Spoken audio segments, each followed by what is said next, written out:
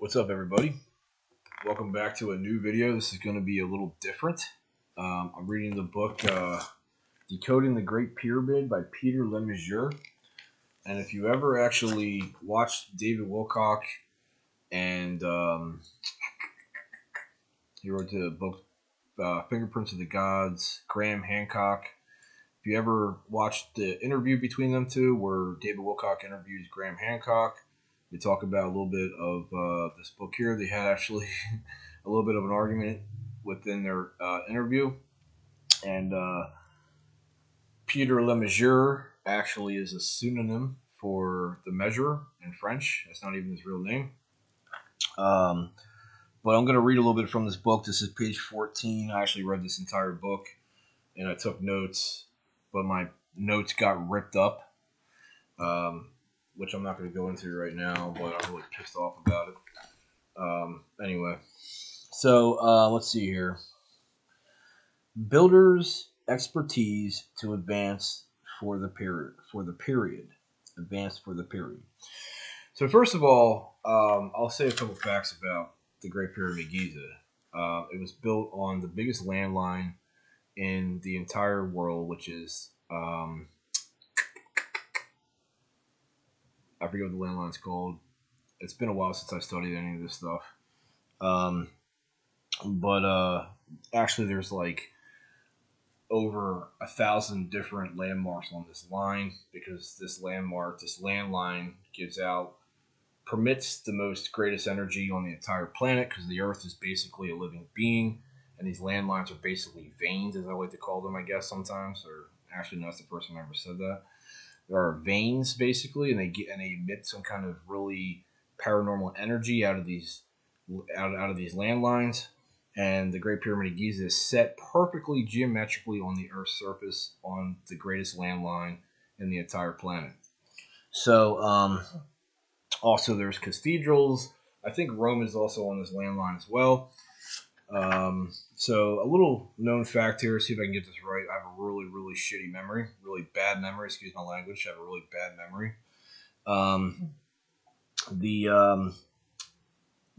The Great Pyramid of Giza is 30 times the mass and 2 times the volume of the Empire State Building. Let me make sure I'm right about this. Let's see here. 30 times the mass. Let's see here. I think I'm right about this. Should say it right on this page here. Bear with me for a second here. I just want to make sure my facts are right. For example, at least twice the volume and 30 times the mass of the New York Empire State Building. So it's the most massive building. It's the most massive structure built on Earth, and it's so geometrically perfect. You have these measurements that equal the circumference of the Earth from the plane of life, which is the base of the pyramid, to the very top, and the height equals the circumference of the Earth. And then you have the width of the pyramid that equals you got the circumference of the Earth, and then you have the elliptical. I think it spells out the entire elliptical of the Earth. The precession of the equinoxes are actually correlated with the Great Pyramid of Giza. It spells out the precession of the equinoxes, which is 25,000 year cycle, which you can hear about all throughout David Wilcock's work. So I want to get started here. Builders' expertise to advance for the period, and this is page 14. If, after all, we assume that the inclusion in the pyramid's design of the data already listed was not fortuitous, and there seems to be little alternative to so doing. So this is a kind of a hard book to understand sometimes. I'm not the most smartest person in the world, but it is a very interesting book. So I'm gonna continue here. If you can understand this, that's awesome. But I have a hard time understanding this sometimes. There seems to be a little alternative to do so doing. Then we are virtually admitting that the degree of scientific knowledge exhibited by the pyramid's designer is completely incompatible with what current historical theory tells us about man's earthly history.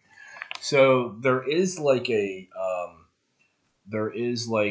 debates about the Great Pyramid of Giza. there is debates about the Great Pyramid of Giza. Um, um, Historians have different theories, and as time evolves, we learn more and more about the Great Pyramid of Giza. Um, but historians have a more I haven't really tapped into this book for a long time. I do synchronicities with this book, but historians have a different theory about how the pyramid was built. For instance, as I disclosed, Jesus built the pyramids. Okay, but how they were built is the initiate to Christ built the pyramid, but how well that's the truth. But how the pyramids were built is a different story. If you read the source field investigations, you have people. You have people. If you read the source field investigations, you have monks that actually levitated these block stones, and there's actually evidence. There's actually a video about this. The video has been confiscated or has been confiscated basically, and we don't know where the video is, but you can see these rocks levitating apparently. And what they do is these monks have these drums, and they bang on these drums, and they create some kind of harmonic. Um, what's the word I'm looking for? Some kind of harmonic um, vibration that physically moves these blocks, and really interesting how they do that. But they line themselves up in geometric form. Geometry really is like the secret to the universe, or to not just the universe, but the secret to how. Um, I mean, if you look around you, geometry is everywhere. It's not even just like you study geometry. I mean, like I went to school. I never really studied geometry, but I really wish I did. I don't know. School's a little different than the way I kind of see things, but geometry literally is everywhere, and it's God's fingerprint is what I like to call it. But anyway, so I want to get back to this. Where did I leave off at here? I hope you're interested in this. Let's see here, and there seems to be a little more alternative to doing so. I'll tell you what. I'll go back to the page I read before because this was really interesting to me. This is a puzzle of the missing capstone. Okay, but that is not all. While it seems that the pyramid was deliberately left by its builders without its culminating capstone. So the pyramid was left unfinished, as Wilcock will say. David Wilcock will also say this, that the pyramid was left unfinished because he read the same book. I actually got this book from him. Not from him personally, but he mentioned this book and I knew I had to get it. But so the pyramid itself represents the earth or humanity. And for some reason, the architect of the pyramid left the pyramid unfinished, so there was no capstone on top of the pyramid. Um, I don't know where the capstone. I mean, I don't know where the capstone is. I wish like someone would discover that. Maybe somebody already knows. Maybe it's with the Ark of the Covenant. I don't know, but it's really interesting that as David Wilcock said, that the pyramid was left unfinished because something on Earth is unfinished. So you know, it, to me, it means that the Messiah is going to return, the coming of the capstone, the light bringer, the messianic message or the messianic architect. Um, so anyway, I'm going to get back to reading this. It's really interesting. So without the culminating capstone, and while virtually none of its original casing now survives in situ, the sockets marking. Okay, so the original casing now survives in situ. So what I do when I don't understand a word, I don't have a dictionary. If I come across a word I don't know, like sit to, so what you have sit. So the pyramid is sitting. It's just a stationary. It's well, it's not just. It's I don't know how to explain this, but I'm just gonna keep reading. The sockets marking out its designed foundation remain, and the angle of the slope of its faces can be deduced from such casing stones as are still preserved, and the architect included in the design of each face a triangular indentation representing a 1/5 scale model of the pyramid's cross section. Now, I don't know how to explain this stuff. I have autism, or I have some kind of like mental disability where I can't explain things, but I can like absorb things. So I don't really know how to really explain this to you, but I'm just going to read it to you. Consequently, we not only know the length of the pyramid's base side, which also is interesting, which David Wilcock will also point out. Also, he does a really great job when he talks about the Great Pyramid. I love when he talks about the Great Pyramid because he talks about how the measurements of the pyramid actually represent some kind of symbolic meaning to something, such as like the Messianic Triangle is inside the Great Pyramid. Such as the Messianic Triangle is in the Great Pyramid, you can say, which is representing Jesus Christ, the hope, the way, the life, and the truth. And then you have the I know that in parts of the pyramid, you actually spells out like stories as well, like the three kings. Talks about the story of the three kings, which is actually like later on in the book. It's been a while since I really tapped into this book, so I don't really remember like what I mean. I don't remember like what the story is per se, as far as the correlation with the Great Pyramid goes. But it's really interesting how these measurements really equal meanings and symbols. So let's see what else is on here. Consequently, we do not only know the length of the pyramid's base side, but can also calculate accurately its designed height. And it turns out that the ratio of the base perimeter to height is none other than twice the quantity pi. In other words, the pyramid's height is to its base perimeter as a circle's radius is to its circumference. Okay, I'm going to keep reading.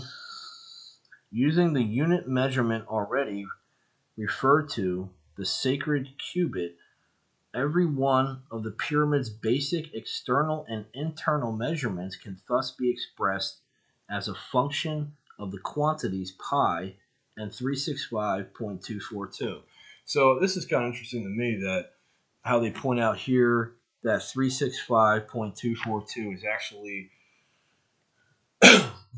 part of the calendar. It's actually how it is actually correlated with the sun's rotation around the Earth. No, wait, is that correct? Yeah, the sun's rotation around the Earth. No, sun's rotation around it. I'm not really sure, to be honest with you. But there is some kind of like elliptical correlation with the Earth and the sun, and there's some kind of elliptical correlation with the Earth and the sun, and basically, the pyramid is some kind of also a calendar as well. They use the pyramid as some kind of solar calendar, which is really cool too, I think. Anyway, the pyramid's extraordinary geometry, in other words, not only combines all the above data into a single elegant identification of the planet upon which we live. Do they say symbolic in this one? I am not sure. The pyramid's extraordinary geometry, in other words, not only combines all the above data into a single elegant identification of the planet upon which we live, but it also gives these quantities durable expression in terms of each other.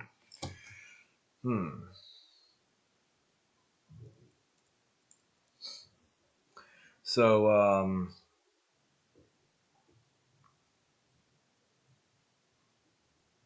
sorry, I'm just kind of My mind just kind of went blank there. But let me try reading this again really quick. Not only combines all the above data into a single elegant identification of the planet upon which we live,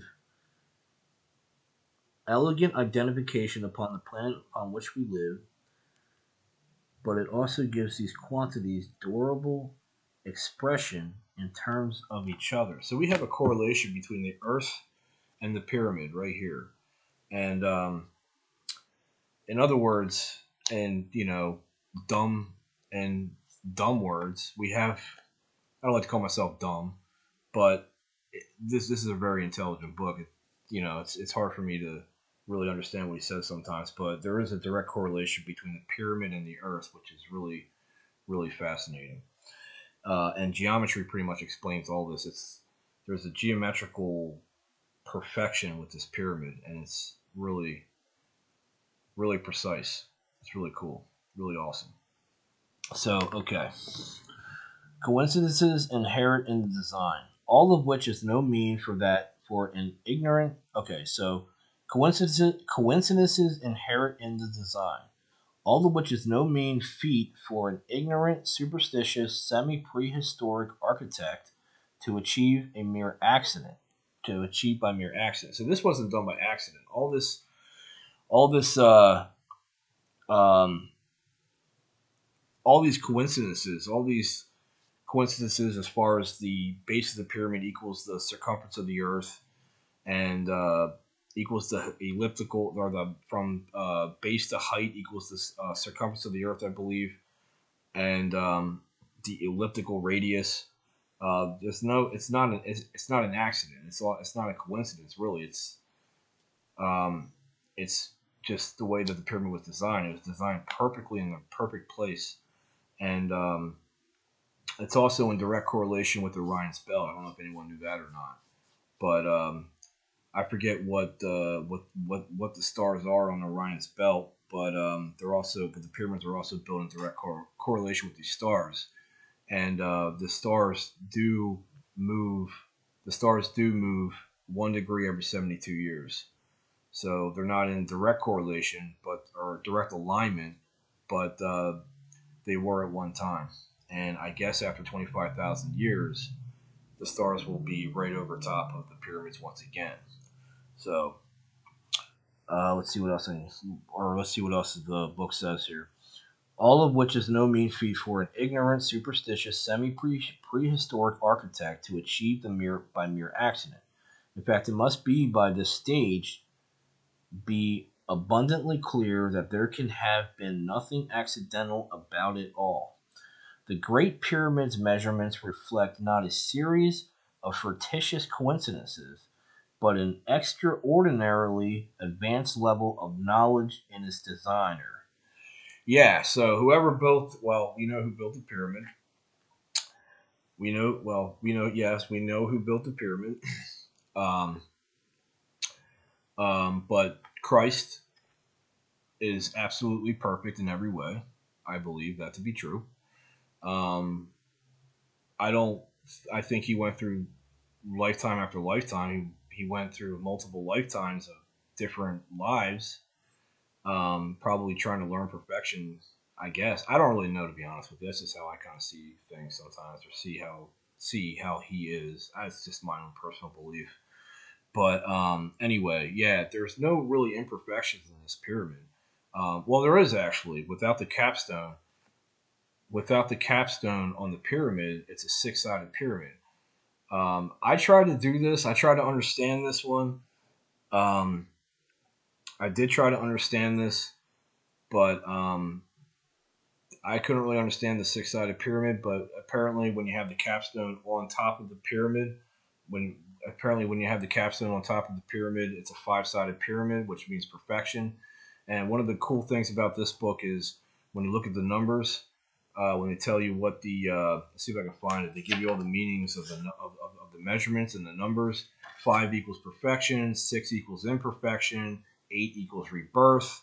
1 I think equals a unity, unity for all. And I think 2 or 4 is. I always look at 4. I always think of hell for some reason, but I think it's either terrestrial or physical. That could be four. Um, so yeah, it's a really good book. So I'll read a little bit more. I'm gonna keep going actually. A level rivaled only by the. Okay, so I've left off here, but an extraordinarily advanced level of knowledge in its designer. A level rivaled only by the technology of its builders. And in view of this, we have no choice but to look at the question of how and why afresh. So that's a good question right there, is the how and why. Like, how was the pyramid built? Why was the pyramid built?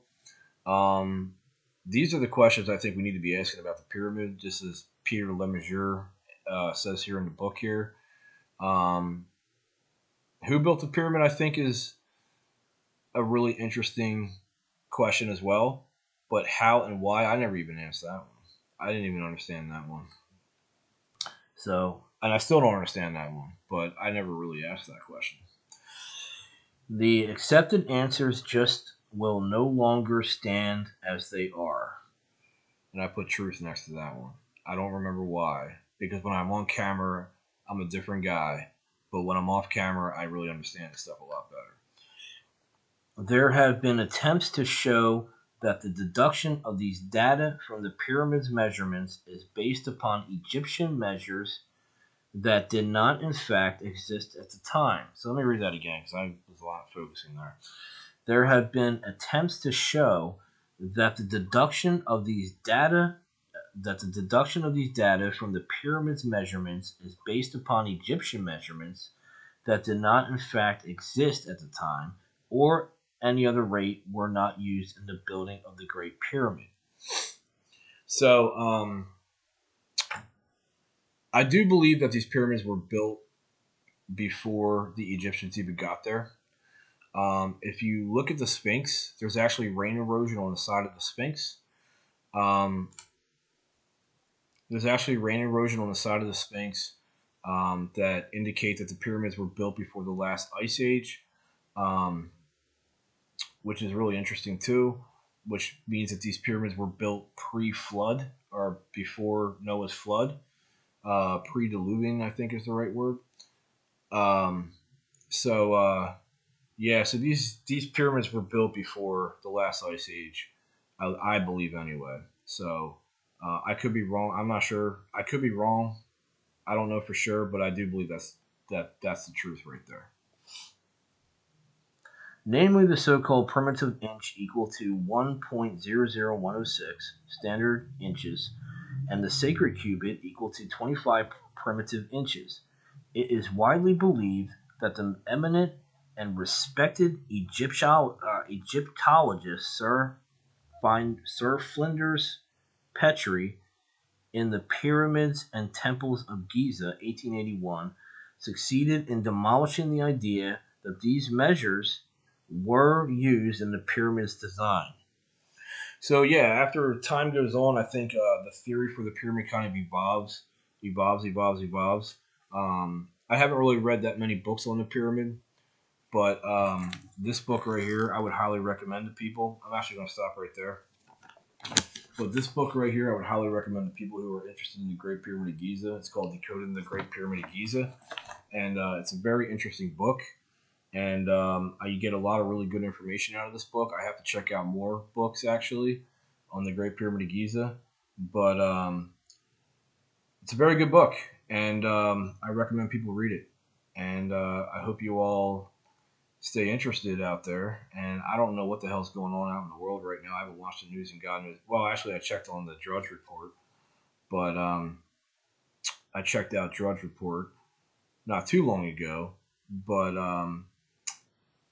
Neuralink is something, or not Neuralink. I wouldn't say Neuralink, but Neuro rights is something that's very interesting going on right now in the Philippines, and where our dreams are being infiltrated, our thoughts are being infiltrated, um, and our memories are being stolen or our memories are being tampered with.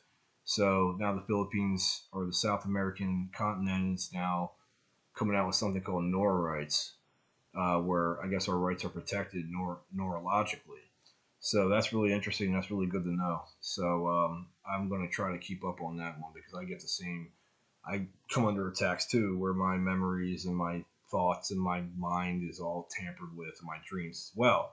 I actually had a lucid dream where somebody actually took me out of my lucid dream, and normally people would be super pissed about this, but I did as much loving work as I could to not rip this guy's head off because it was such a good lucid dream. I was actually stepping on a soda can. So anyway, um,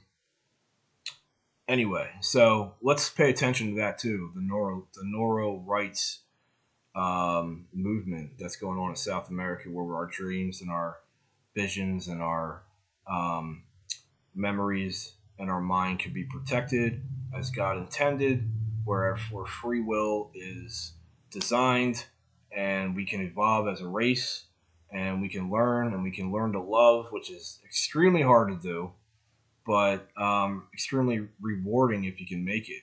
So good luck to you, and I'll tune into a new video hopefully soon. So take care out there.